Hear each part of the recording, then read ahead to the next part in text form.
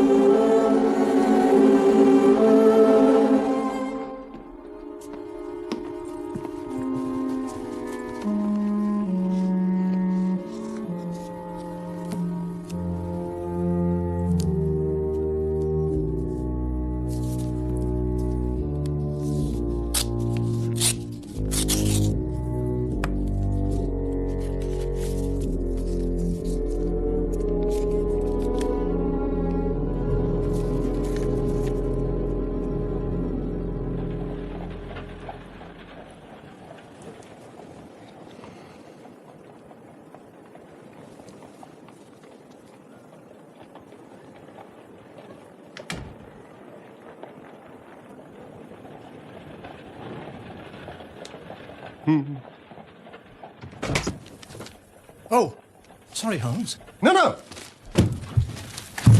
You couldn't have come at a better time. Well, I was afraid you were engaged. I am, very much so. Dr. Watson shares my love of all that is bizarre and outside the routine of everyday existence. It is at present impossible for me to say whether this case is an instance of crime or no. But suffice it to say that I know as little about Mr. Jabez Wilson as you do yourself, beyond the obvious facts. That he has done manual labor at some time, that he takes snuff, that he has been to China, and that he has done a considerable amount of writing lately. How in the name of good fortune did you know all that, Mr. Holmes? True as gospel, I once did manual labour. I started off as a ship's carpenter. Your hands, my good sir, the muscles of your right hand are more developed than the left. And the writing? What else could be indicated? By the right cuff so very shiny for 5 inches. And the left sleeve with the smooth patch near the elbow where you lean it on the desk. But China? The fish, tattooed immediately above his right wrist. I have made a small study of tattoo marks, Mr. Wilson, and have even contributed to the literature of the subject. That trick of staining the fish scales a delicate pink is quite peculiar to China. When, in addition, I see a Chinese coin hanging from his watch chain, the matter becomes even more simple. Well, I never. I thought at first it was something clever, but now I see there's nothing in it after all. Now, I begin to think that my reputation, such as it is, will suffer shipwreck if I'm so candid. Omne ignotum pro magnifico. Everything becomes commonplace by explanation. Watson, that is a very loose translation. Oh, please, show the doctor that advertisement. Oh. There, you can read it for yourself, sir. To the Red-Headed League. On account of the bequest of the late Ezekiah Hopkins of Lebanon, Pennsylvania, USA, there is a vacancy open which entitles a member of the League to a salary of £4 a week for purely nominal services. All red-headed men, sound in body and mind, and above the age of 21 are eligible. Apply in person on Monday at 11 o'clock to Mr. Duncan Ross at the offices of the League, 7 Pope's Court, Fleet Street. Is this serious? It is a little off the beaten track, Watson? Oh, would you make a note of the paper and the date? Evening Standard of Saturday the 27th of April, 2 months ago. Do try the city. Now, Mr. Wilson, off you go at scratch and tell us all about yourself. Oh, well, gentlemen, I have a small pawnbroking business in Saxe-Coburg Street, near the city. It's not a very large affair, it just gives me a living. I used to keep 2 assistants, but now I just keep the one. And to tell you the truth, I'd have a job to make it pay, but that he's willing to come at half wages so as to learn the business. About 2 months ago... What is the name of this obliging youth? Vincent Spaulding. Oh, he's not such a youth either, Mr. Holmes. It's difficult to say his age, but I couldn't wish for a smarter assistant. You seem most remarkably fortunate in having an employee who comes under the market price. I don't know that your assistant is not as remarkable as your advertisement. Oh, but he does have his faults.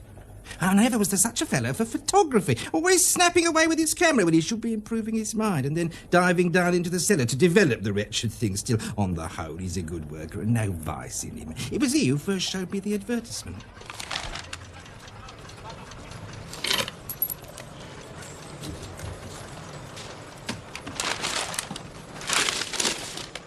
I wish to the Lord I was a red-headed man, Mr. Wilson. Why's that? Well, there's another vacancy in the League of Red-headed Men. I've never heard of it. Well, I'd wonder at that. You being so eligible yourself. Nice money, too. A couple of $100 a year. And the work slight. There'd be thousands of red-headed men apply. Oh, well, I doubt that, sir. What, not with such a fine, fiery colour as you are blessed with, Mr. Wilson?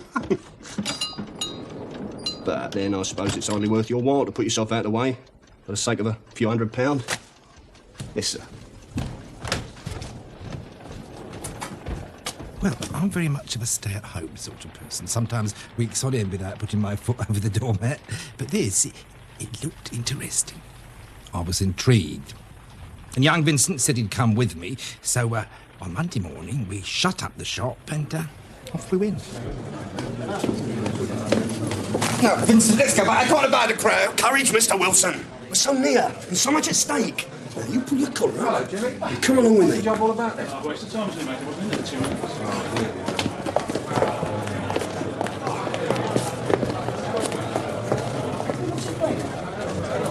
It's 10 o'clock this morning, mate. Oi! A little less noise, please, gentlemen. Hey, Governor, play the white man. Here. What's your game? Come on, hey, get out of it. Hey, get out. Hey, drop the name. Excuse me.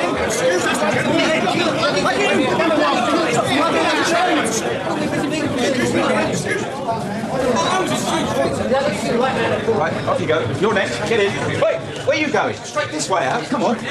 This is Mr. Wilson. Right, in you go, Mr. Wilson. Good luck, sir.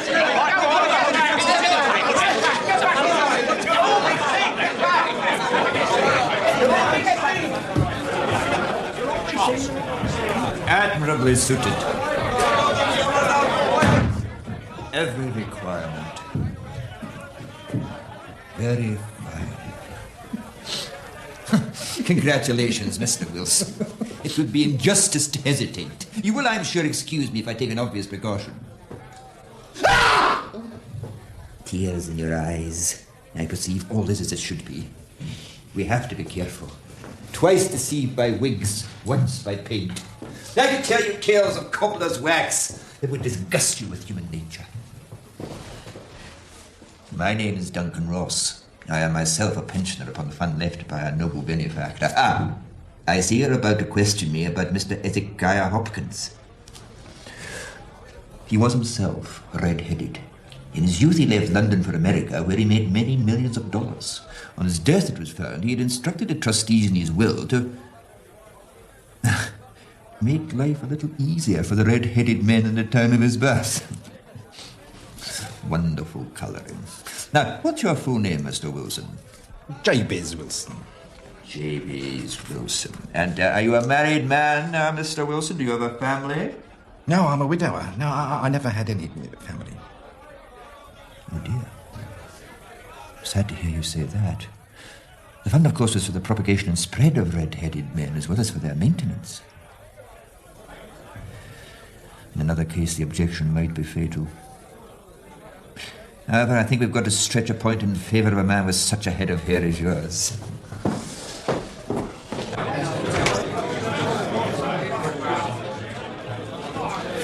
The vacancy has been filled.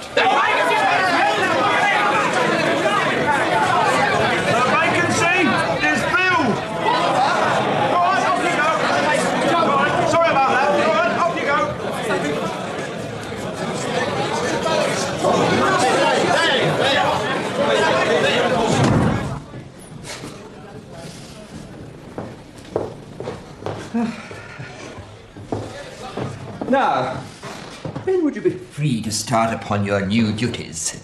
Oh, well, it is rather awkward, as I do have a business already. What would be the hours? 10 till 2. Well, the mornings are quiet. No, I do have an assistant. Yes, that would suit me very well. And the money mentioned, £4 a week. Correct. And the work?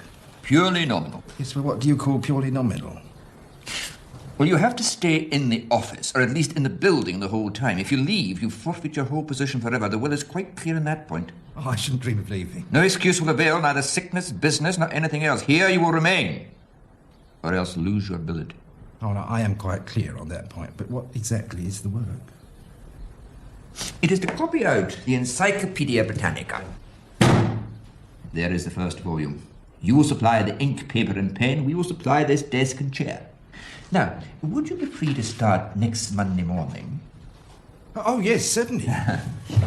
Then, once again, my congratulations, Mr. Jabez Wilson, on the most important position you've been fortunate enough to gain. Wonderful head of hair. Goodbye, Mr. Wilson. Well done, Mr. Wilson. Well done indeed. This is the quickest way out, sir. Oh, this way. Congratulations.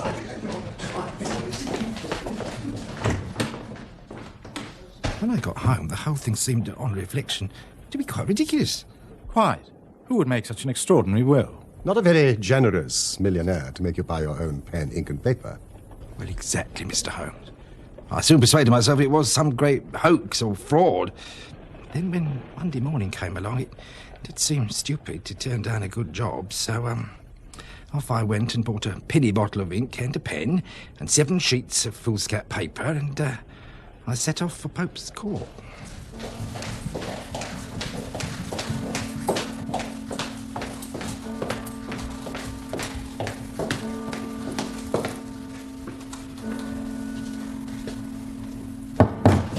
Good morning, Mr. Wilson, and welcome. On this floor of air. Well, to my surprise and delight, everything was as right as possible.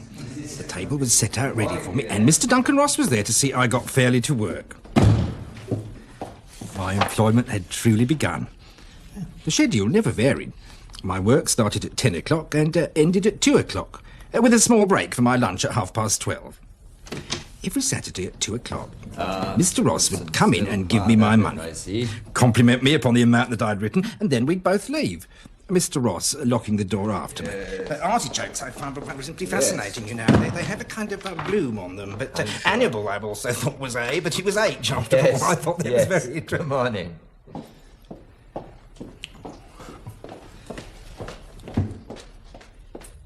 Oh, the work was very interesting.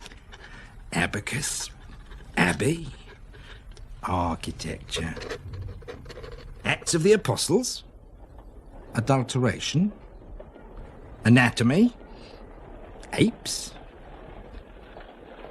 aqueducts. After 8 weeks, I'd fairly dealt with the letter A and was hoping with diligence to get on to B, when suddenly this morning the whole business came to an end. I went to my work as usual, but the door was shut and locked with a little square of cardboard hammered onto the middle panel. Oh, excuse me. Have you seen Mr. Duncan Ross this morning? Ross? Ross? Never heard of a gentleman of that name, sir. And my memory's good. It's very good. It's infallible for me. No, the gentleman at number 7. Ah, the gentleman who is red-headed. Yes. Ah, yes. Gone. Gone? Mr. William Morris, a solicitor using my room as a temporary convenience until his new premises are ready. Moved out yesterday. Paid in full. Doesn't owe a penny. William Morris, where can I find him? At his new offices. William Morris, 17 King Edward Street. Near St. Paul's. Oh, thank you.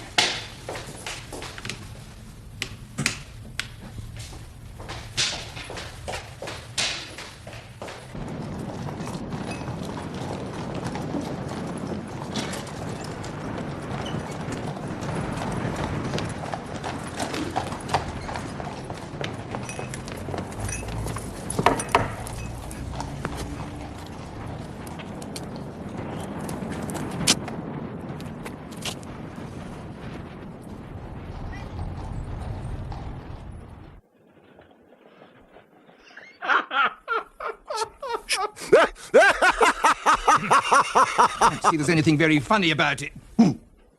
If all you can do is laugh at me, well, I can go elsewhere. No, Mr. Wilson, please sit down. I wouldn't miss this case for the world. It is most refreshingly unusual. I was so incensed at the fraudulent deceit that I came straight to you, sir. Having heard of your great reputation for helping poor people in distress. Oh, Mr. Wilson, forgive me. You know, Mr. Wilson, I really don't think that you've got any great grievance against this extraordinary league. On the contrary, you've been very well paid, to say nothing of the detailed knowledge which you've acquired on every subject under the letter A. Yes, but what's the object of them playing this prank on me? That's what I want to know. This assistant of yours, how long has he been with you? Well, about 3 months. How did he come? With the answer to an advertisement. Was he the only applicant? No, I had 12 others. Why did you pick him? Well, he was handy and would come cheap. At half wages, in fact. Yes.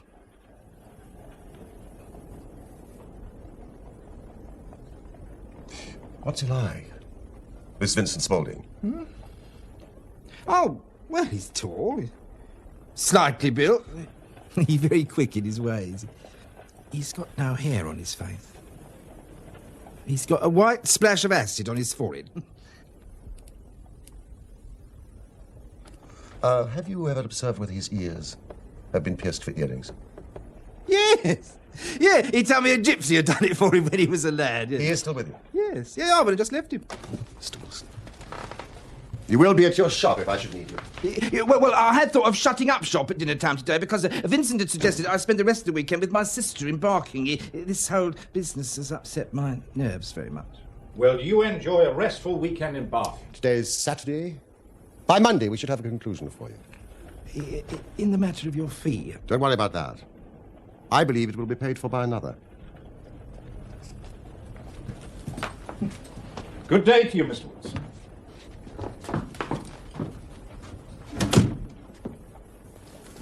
What do you make of it all, Watson? I make nothing of it. It's a most mysterious business. And yet there are graver issues hanging from this affair than at first sight appear.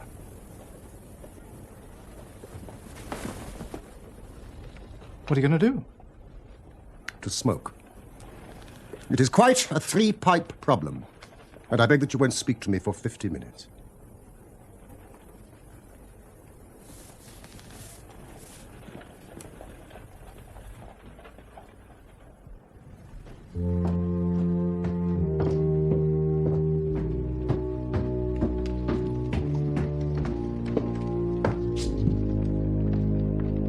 The business of the Red-Headed League is concluded, sir.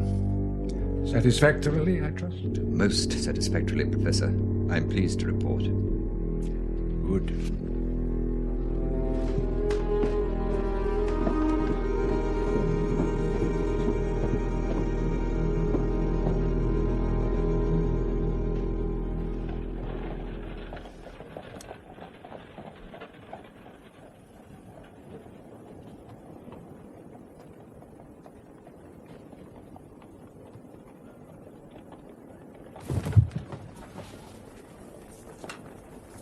Come, Watson.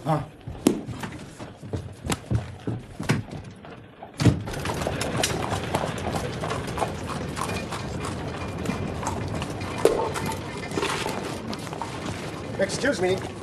Can you tell me the way to the Strand from here? Third right, fourth left. Thank you. Holmes? Holmes, I could have told you that. No doubt, Watson. What is it? And why did you beat the pavement with your stick? Watson, we are spies in an enemy's territory.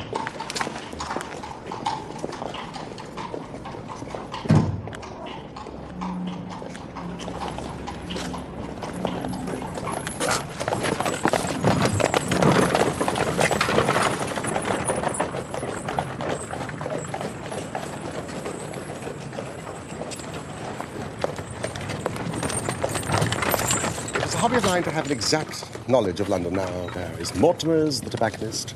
The little newspaper shop, Coburg branch, the City and Suburban Bank. McFarlane's carriage building depot, and a vegetarian restaurant around the corner.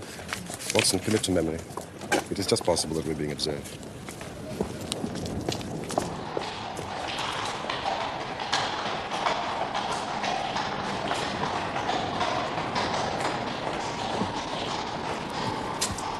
A considerable crime is in contemplation. Today, being Saturday, somewhat complicates matters. But now, Doctor, our work is done. It is time we had some play. Sarasate is playing at the St. James's Hall this afternoon. A sandwich and a cup of coffee? And then off to Violin Land, where all is sweetness, delicacy, and harmony. And no red-headed clients to vex us with their conundrums.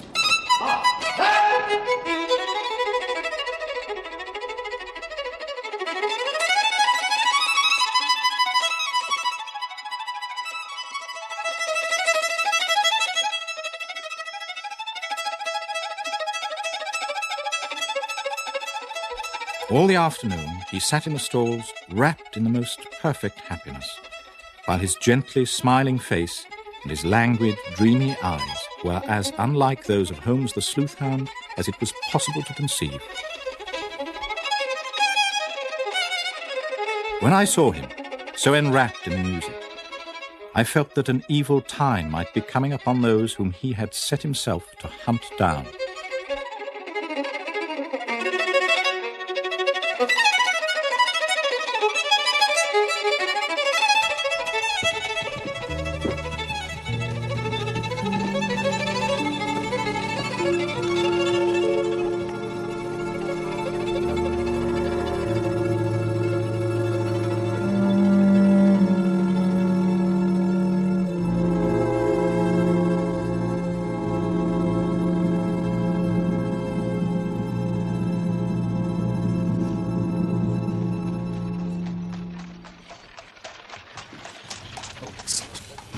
Excellent, Watson. You have a future as a cartographer. That'll be Thorny Jones. I thought it was well to have someone from Scotland Yard with us. He's an absolute imbecile at his profession, but he does have the tenacity of a lobster when he gets his claws into someone. Good evening, Jones. So, we're working in couples again, Mr. Holmes. Our friend here is a wonderful man for starting the chase. All he needs is an old dog to help him do the running down. Mr. Merriweather, my friend and colleague, Dr. Watson. How do you do, sir? Only hope a wild goose may not prove to be the end of our chase. I'm not personally in favour of amateur criminal investigators. You may place considerable confidence in Mr. Holmes. No, if you say so, Mr. Jones. Well, he has his own little methods, which, if he won't mind me saying so, are a little theoretical and fantastic. But he has the makings of a detective in him. But I do say, as I've said before, the Coburg branch of the bank is as well secured as any building in London. There's no possibility that it could be broken into. Even the insurance assessors agree on that point. And you, sir, should know, being not only the resident manager, but also the director. I should know, and I do know. And what is more, this is the first time for 27 years that I've missed my Saturday night of whist at my club. Oh, dear. And I find myself extremely inconvenienced. I think that you will find the game tonight much more exciting, and the stake will be for many, many thousands of pounds. And what will my reward be, Mr. Holmes? A young man called Clay. John Clay? Oh, how I'd like to get my hands on that devil. You shall. This young fella's a gentleman, as Mr. Holmes says, but he's turned against his class. He's as cunning as the devil, slippery as an eel, and he's turned crib-cracking and forgery into a fine art. His grandfather was a royal duke, and he himself was educated at Eton and Oxford. So, Watson, bring the gun. Come, gentlemen. Our cab is below.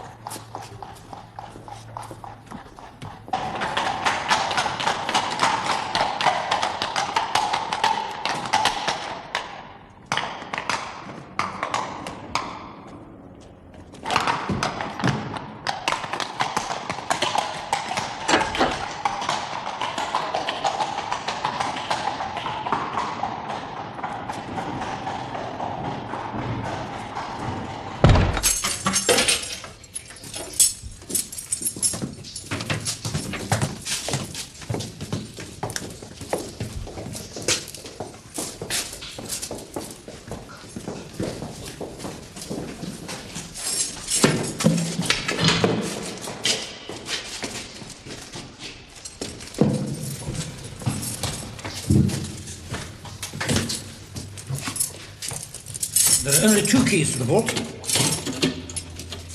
I have one. The chairman holds the other in his personal safe.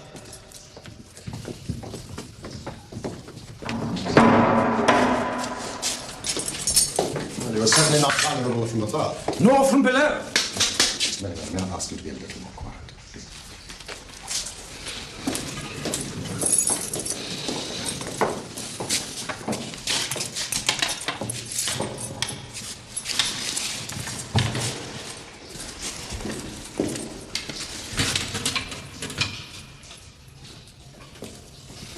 Might I get you to sit on one of those boxes and not to interfere?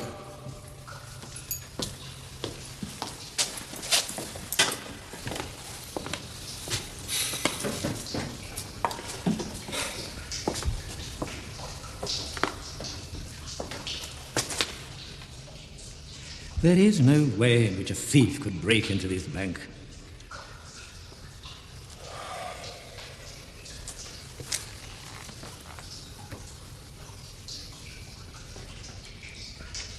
Is it a special reason why a thief should want to break into this bank? Nothing particularly... Something in the past few months? Something that you have concealed from us? The information I have is confidential, known only to the directors of the bank. It is not to be divulged to members of the public. Not even amateur detectives. Private consulting detective, Mr. Merriweather. Unique in the annals of crime, I believe. Isn't that so, Inspector? Yes, Doctor. I advise you to cooperate with Mr. Holmes. Especially as at this moment I am trying to save your skin and that of your fellow directors. So what is it?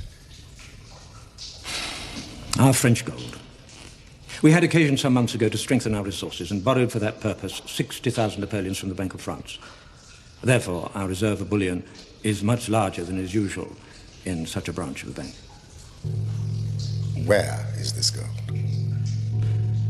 The crates upon which Dr. Watson sits contain 30,000 napoleons wrapped between layers of lead foil. May we see it?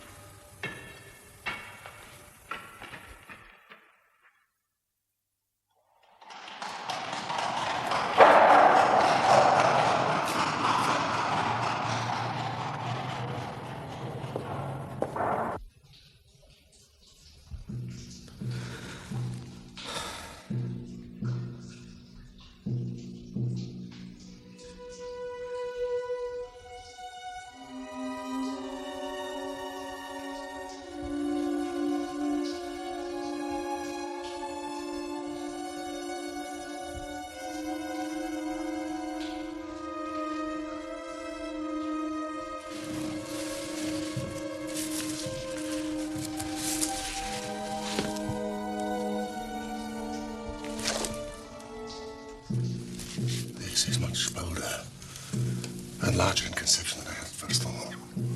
Wouldn't you say, Jones? I would indeed. This Clay's more of an amateur adventurer or spur of the moment criminal. This long planning's not Clay's style at all, sir. Not at all. Unless the pawn. How much larger game? Mr. Merriweather, someone has had access to information of the most confidential sort. Careful plans have been laid. A mastermind has been at work. Are you suggesting that... I'm suggesting that it bears all the hallmarks of Professor Moriarty's work. Moriarty? And who is this Moriarty? We don't really know, sir. Well, that is neither the police nor, I think, Mr. Sherlock Holmes have ever set eyes on him. Yet his name echoes and re-echoes throughout the underworld. It appears that he is a man of good birth and excellent education. But He has hereditary tendencies of the most diabolical kind. A criminal strain runs in his blood, which is increased and rendered infinitely more dangerous by his extraordinary mental powers. He is the organizer of half that is evil, and nearly all that is undetected in this great city. He is never caught. His agent is caught, but the central power is never caught. Seldom even suspected. We shall not see the professor tonight.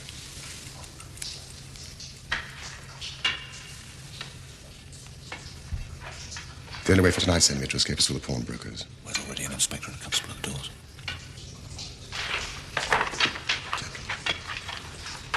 We have only a few moments before position.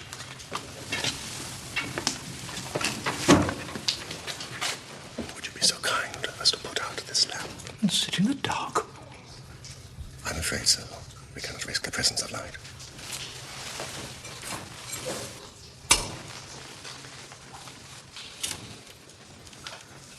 Why not shine a light? Close in swiftly. If they fire, have no compunction about shooting them down.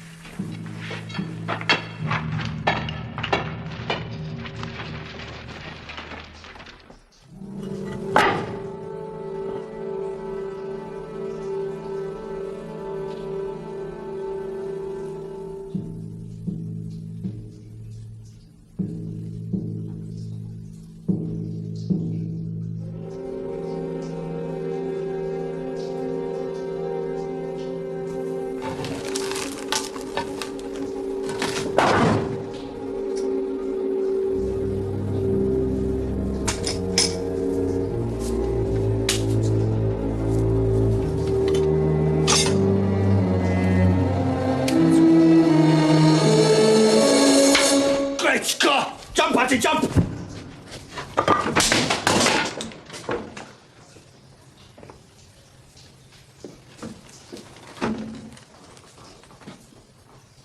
It's no good, John Clay. You have no chance at all.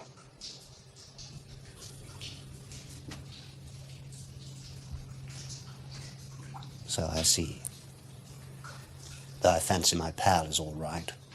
At this moment, he is running into the welcoming arms of the police. You seem to have done the thing very completely. I must compliment you. And are you? I'm Sherlock Holmes, a private investigator. I didn't for a moment suspect you of being a policeman, Mr. Holmes. Come on, hold out while I fit the derbies. I beg you to take your filthy hands off me. You may not be aware that I have royal blood in my veins. And be so kind as to say sir and please when you address me. All right. Would you please, sir, mind marching upstairs, where we'll get a cab to transport your highness to the police station? That's better.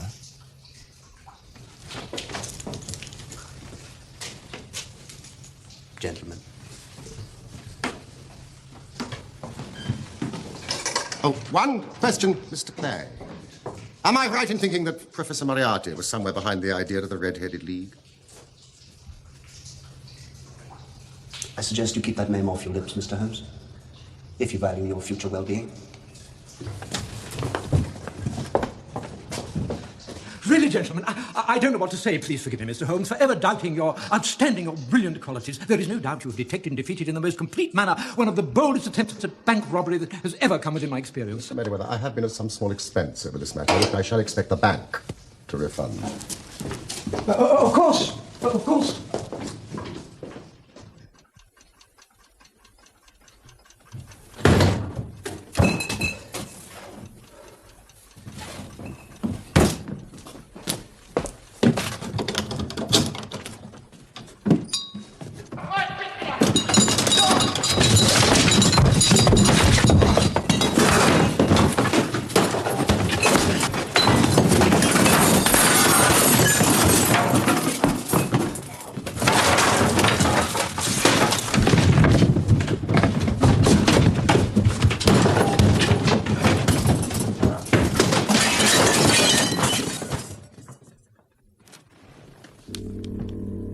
It won't do, you know.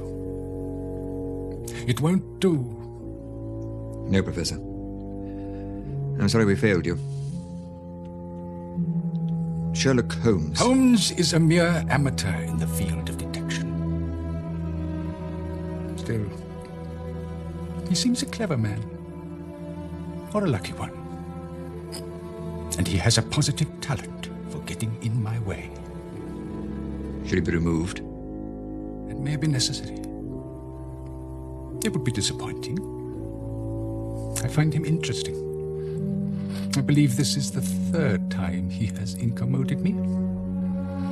If this continues, then certainly something will have to be done to encourage Mr. Holmes either to withdraw or stand clear.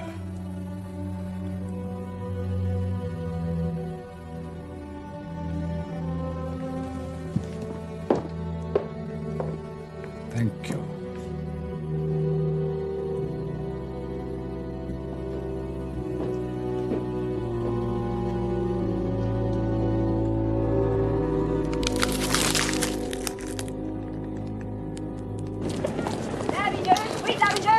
Morning, Constable.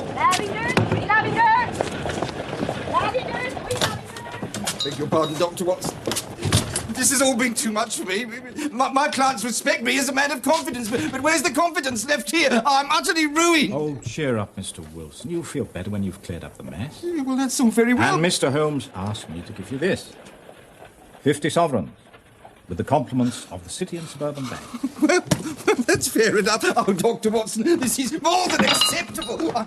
And my compliments to Mr. Sherlock Holmes. And he sends the same to you, Mr. Wilson. And a word of advice. Next time you engage an assistant, pay him the proper wage. Good day to you.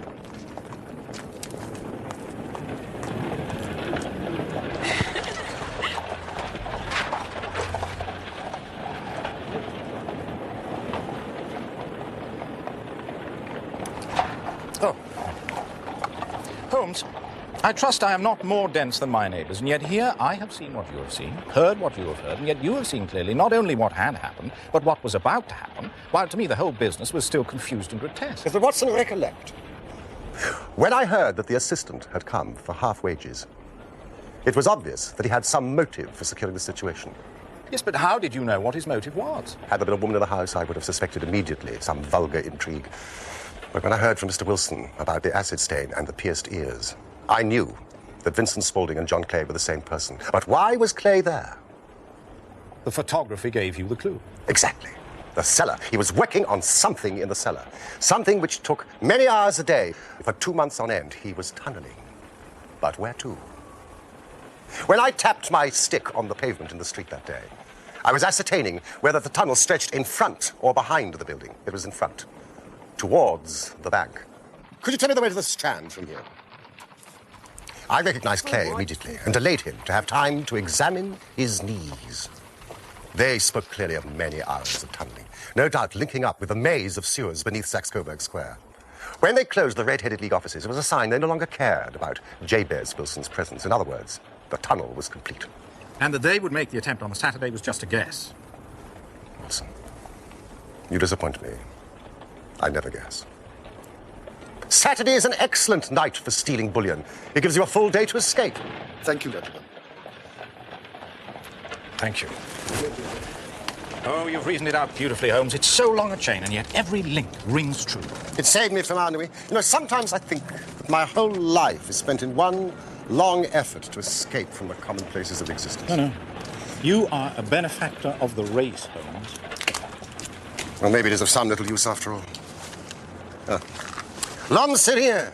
L'œuvre c'est tout. As Gustave Flaubert wrote to George Sand.